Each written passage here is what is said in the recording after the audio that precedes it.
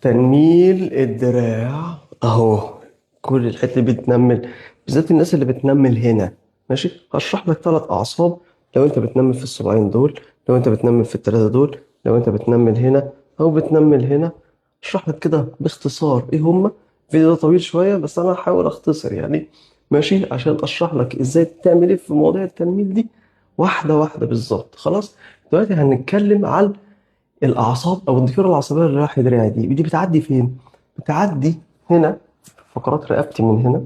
خلاص، عشان تخرج ما بين الديسكات هنا. بعد كده بتعدي هنا في بوابه تحت عظمه الترقوه هنا. دي عظمه الترقوه اهي، شايف؟ تحتيها هنا في بوابه، عضله اسمها سب كليفيوس. ماشي، بتعدي تحتيها هنا. بعد كده بتعدي في عضلات الصدر الاماميه عشان بعد كده تغذي الدراع. تمام؟ فكده ال3 بوابات اللي فوق هنا. بعد كده بقى نمشي هنا من غير بوابات. احنا بنمشي من غير بوابات في مسارات. مسارات هنا بقى في ايه؟ ما بين العضلات وكده وبتاع، بس ما بنتخنقش قوي، بس بنتكشف. يعني مثلا زي العصب الزندي اللي بيتكشف هنا. عارف انت؟ هتحط ايدك هنا وتروح عامل كده اهو. ماشي، هتلاقي في حاجه بتلعب تحت ايدك هنا، وبعدين دي اللي بتسمع بقى في الدراع كله، وتروح ماسكه ايه؟ الصباعين دول.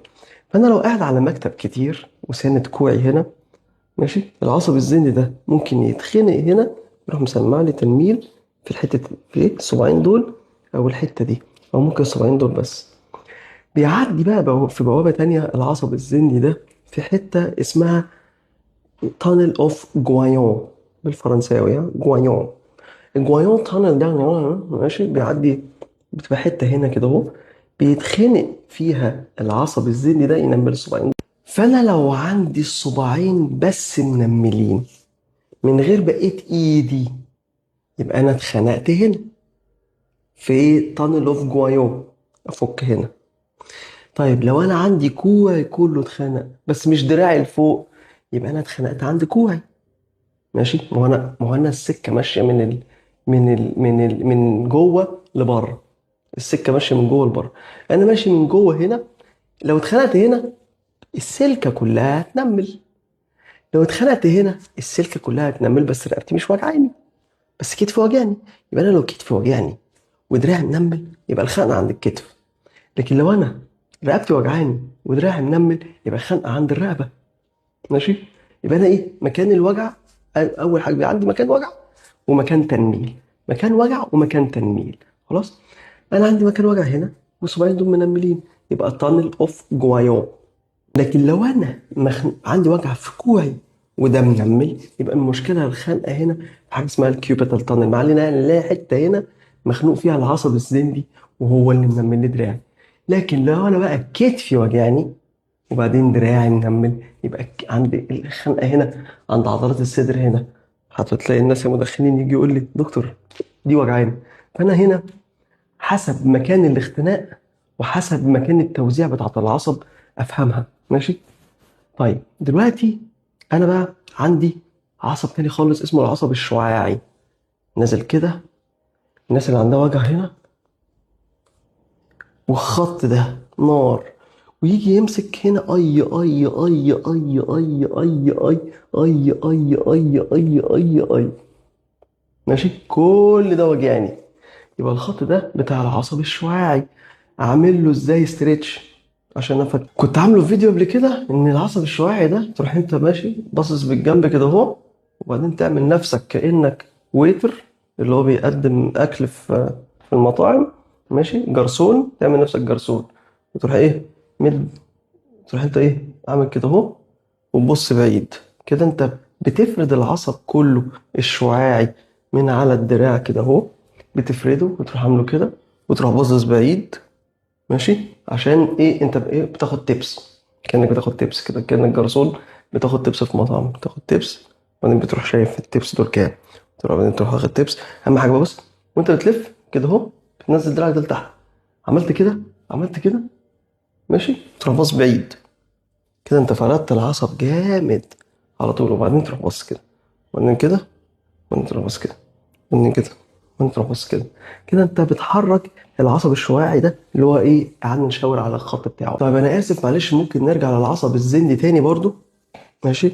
اللي هو بينمل الصباعين دول. طب انا عايز اعمل له استرتش بتاعه محترم. ماشي. بفكر في البوابات اللي هو اتخنق فيها. ماشي. ايه البوابة اللي ممكن يتخنق فيها العصب الزندي الاول؟ ماشي. العصب الزندي ممكن يتخنق عند الرقبة، وعند الصدر، وعند الدراع، وعند الكوع، وعند الكفين، صح؟ اللي هو بينمل كده. ماشي. تعالى بقى يا سيدي، هنعمل ايه؟ هنيجي عند الحيطة هنا ونروح عاملين ازاي؟ امسك كوباية قهوة واروح شاربها، ورحت دلقها، وبعدين لقيت خرم هنا اهو. شايف الخرم ده؟ مش هبص له كده، هبص له من هنا كده اهو. يبقى ايه؟ بدلقها على عيني. كوباية القهوة بدلقها على عيني. خلاص. عشان فما بدلق كوباية القهوة على عيني كده اهو، هحس بشد كبير في الصباعين دول والكوعين.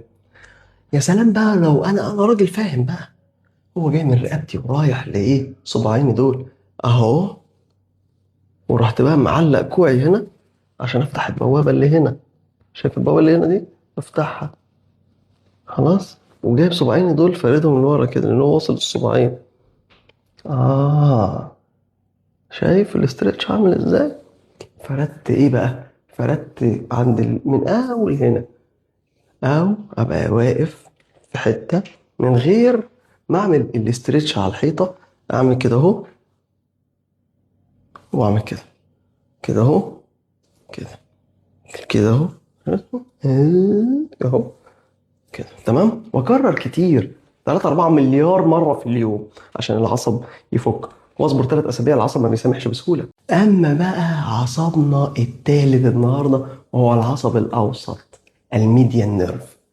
الميديان نيرف ده اللي هو بينمل كده اهو. كف ايدي من قدام، بدراعي من قدام، بكتفي من قدام، برقبتي. خلاص. طيب، حاسس التنميلة جاية في دراعي من هنا ووجع في كتفي، يبقى المشكلة في الكتف. حاسس بتنميلة بادئة من رقبتي هنا اهو لحد كف ايدي، يبقى المشكلة في الرقبة. حاسس ان انا من اول الكوع لحد الايد، يبقى مشكلة خانقة في الكوع.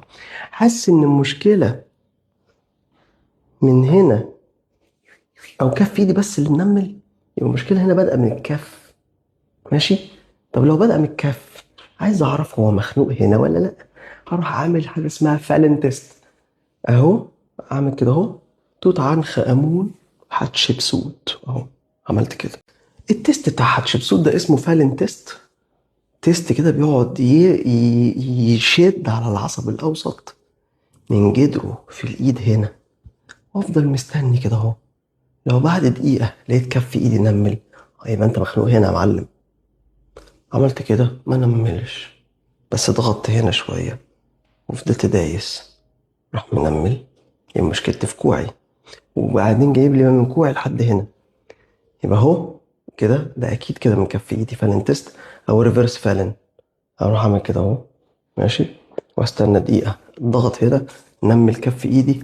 ده معناه ان لو عملت رقبتي كده اهو، او نمت غلط وصحيت لقيت دراعي كله منمل، الخنقة مش هنا.